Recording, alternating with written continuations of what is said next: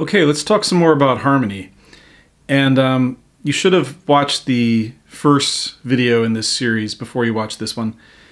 We talked in the last video about the primary chords in 5 major keys. We talked about the key of C, key of A, key of G, key of E, and key of D.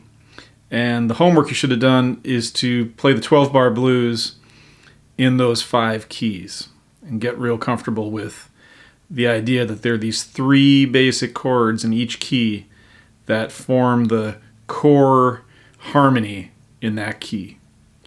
And I don't think you need to worry about memorizing this necessarily.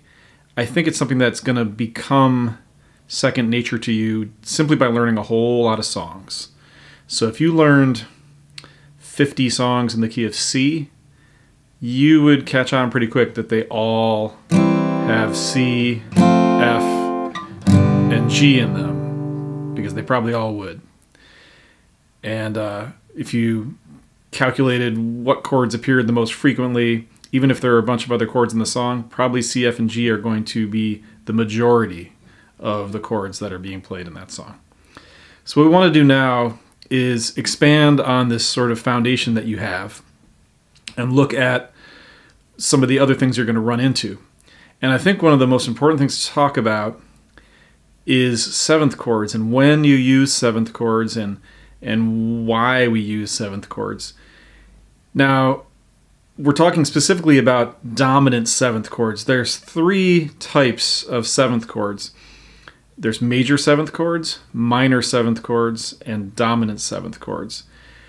We're not really going to use any major or minor 7th chords because they don't really show up very much in old-time music or even early folk music very much.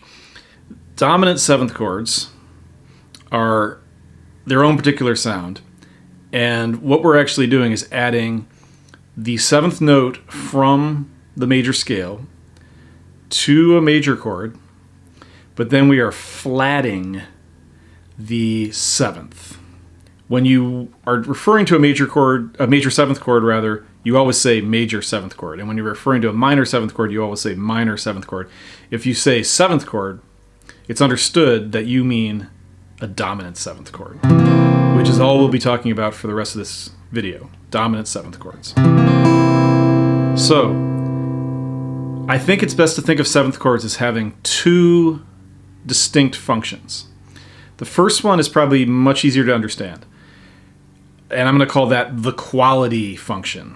So 7th chords are used in one way simply because of the quality they have, and I would call that quality bluesy, or I think they're kind of tough sounding compared to a major chord. A dominant 7th, a 7th chord is very tough sounding. They show up in blues music a lot, and there's really very few rules that apply here in terms of when you can and can't use them. You can compose an entire song out of 7th chords. So you could take a song in the key of C, where you've got C and F and G, and if you wanted to make that a bluesier sounding song, you might make them all 7th chords. A couple different ways to play F7.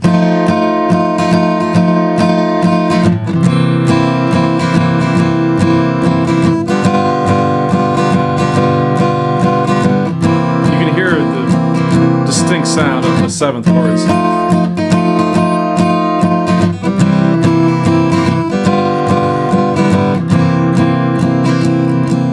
Now, it's entirely possible to find a song like that. It's more likely that you're going to find sections of a song that use a bunch of 7th chords. And if the song is a blues, then there might be as many as half or 3/4 of the chords are 7th chords. So function number 1 of a 7th chord, it's to use that quality of the 7th chord to color the chords in the song. Give it a little more complexity than just the straight major chords. Function number 2 of a 7th chord is going to take a little more explaining, and I think you really want to have the primary chord PDF out in front of you for this.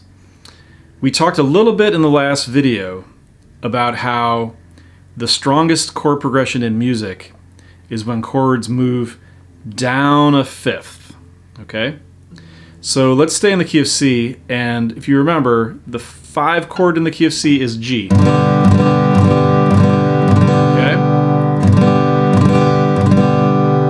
And of course the 1 chord in the key of C is C. So what we said in the last video was the strongest chord progression in the key of C is when you go from G, the 5 chord, to C. Okay. Now, here's the rule you need to remember. Anytime you've got a chord progression where one chord is going down a fifth to another chord, you can strengthen that chord change by making the first chord in the progression, in this case the G, because it's the one that's resolving to the C, you make that G chord a G7. And that is going to strengthen that resolution of going down a fifth. Okay, so that's probably a pretty familiar sound.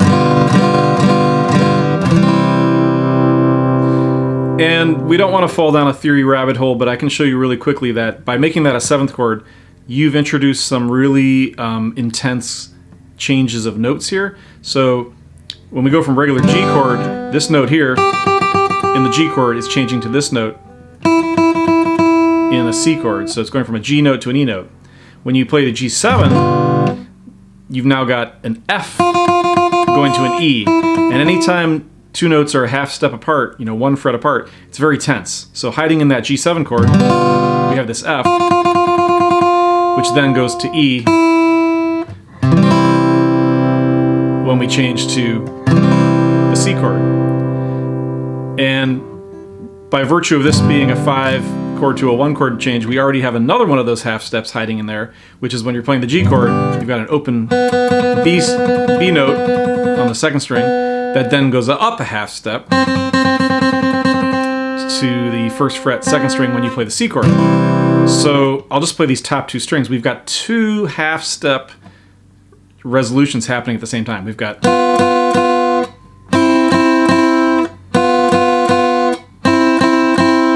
and that little trick is built into every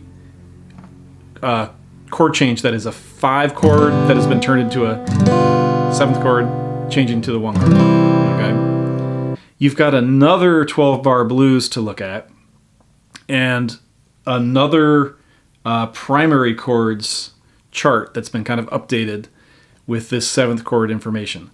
So now, as you read across, you can see that you have the good old 1 chord and the 4 chord in each key. Then on the 5 chord spot, you have a choice between a regular major chord or a 7th chord version of that chord. Because when you're in a key, say the key of C, anytime you play a G, it could potentially be a G7, but it's only going to be serving that harmonic function only when that G is going to a C, right? Because that's when it's going to be going down a fifth. Okay? Now, you're probably going to run across many, many, many songs where the 3 chords are a 1 chord, say a C chord, a 4 chord, like an F chord, we're in the key of C, and a 5 chord that is a 7th chord, so a G7. So there will be only one 7th chord in the song, and it will be built on the 5th, the chord that's the 5 chord. That's going to be something you see over and over and over again, and that's simply because the G chord is playing the role of going down a 5th to the 1 chord, and when it does, it's turned into a 7th chord.